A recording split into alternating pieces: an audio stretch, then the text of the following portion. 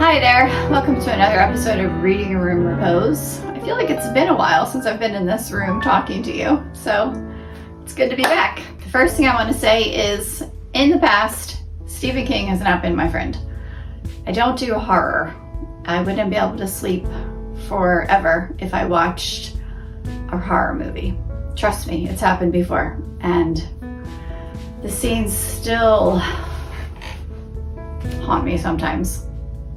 However, last May 2024, I had taken a 2-part creative writing workshop at a local park with a local college professor, and it was absolutely wonderful. I took my girls to the workshop with me.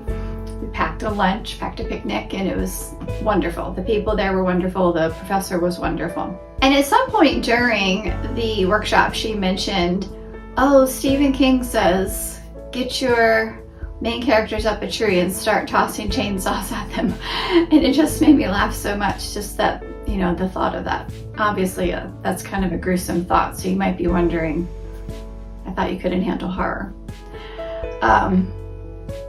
Anyway, then interestingly, it was either just before that or just after that, I was watching a video by Georgie Newberry, who has a flower farm in England, and she's also an author. She was reviewing a couple of different books about writing, and one of them was a book by Stephen King, the same one. So here it is. It's called On Writing, a Memoir of the Craft by Stephen King. It was published in 2000 by Scribner Publishers. I ended up getting it on Audible right around that time because I needed to make a long car ride by myself, and I thought this would be the perfect thing to listen to. And it was. I can really recommend it. Either I recommend you reading it or listening to it. Either one I'm sure will be great. If you listen to it, at least the version I had, it was actually narrated by Stephen King, and he has a really interesting voice. So that to say, whilst most of my life I would say I completely eschew Stephen King, now I can say I feel like I know him. I feel like I know a bit about his life. I have compassion for him. I have empathy, and I feel like if we met that we would be friends. He, along with what it sounds like a lovely wife he has and a lovely family. And I watched a couple of interviews with him, and someone said, people are a little bit afraid about what goes on in your mind. And he said, well, at the end of the day, I'm a good father, I'm a good husband, I just want to provide for my family, but I do have these stories that come out of my mind, and they come out in such a way that they are almost like movies right away. So that's how he's made. So the first part of the book is mainly his memoir, and then the second part is what he calls the toolbox, where he talks about, just as you would need a toolbox to do any other kind of building job, but the job of writing would have a toolbox. And then he gives lots of tips and then examples from his own life. So if you're interested in writing, I can really recommend this book. 3 of the take-home messages that stuck with me: 1, to have a designated writing place. And he said the closed door can be your friend. For one thing, it tells your mind that you are about to do something and you're going to be focused on this task in hand. And it also tells your family, you know, this is what you're doing. Another thing is a schedule, to set a time for your actual writing. He says, my own schedule is pretty clear-cut. Mornings belong to whatever is new, the current composition. Afternoons are for naps and letters. Evenings are for reading, family, Red Sox games on TV, and any revisions that just cannot wait. Basically, mornings are my prime writing time. And then lastly, I don't know if you've ever dealt with this, but self-doubt can creep in. That idea of, who am I? Will anybody want to write or read what I have to write? And he even mentions dealing with that. He says, with the door shut, downloading what's in my head directly to the page, I write as fast as I can and still remain comfortable. Writing fiction, especially a long work of fiction, can be a difficult, lonely job. It's like crossing the Atlantic Ocean in a bathtub. There's plenty of opportunity for self-doubt. If I write rapidly, putting down my story exactly as it comes into my mind, only looking back to check the names of my characters and the relevant parts of their backstories, I find that I can keep up with my original enthusiasm and at the same time outrun the self-doubt that's always waiting to settle in.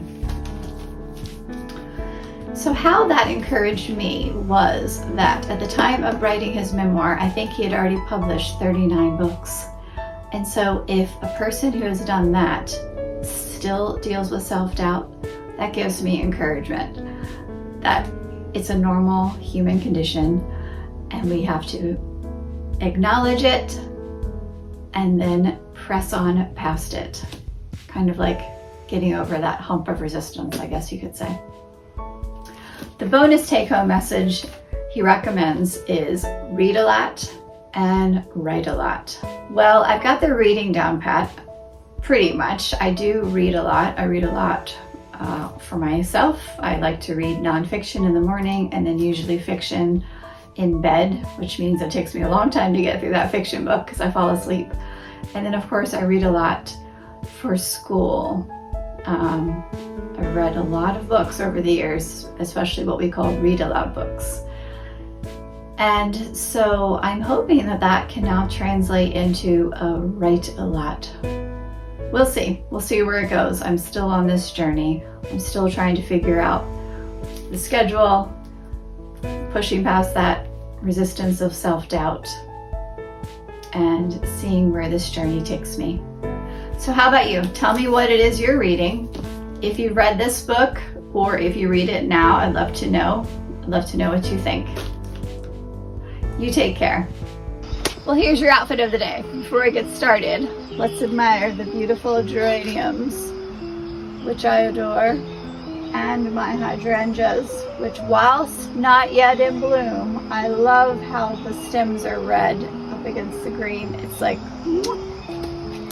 anywho, from top to bottom, my earrings and my necklace are a set. I mean, you can buy them separately, but I bought them together.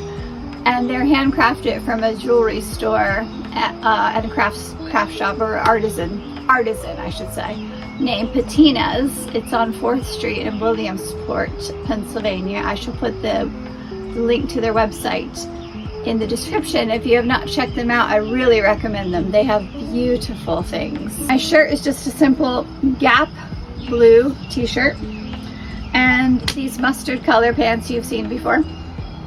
My denim jacket is a Charter Club denim jacket given to me by my Aunt Anne back in probably 2007. So I've had that for a while. And then these shoes that you guessed it, I adore. My plaid Trey Torns, which I bought in 2019 when I became re-obsessed with Trey Torns. Even my socks, actually my no-show socks are Trey Torns also. So there you go, my outfit of the day.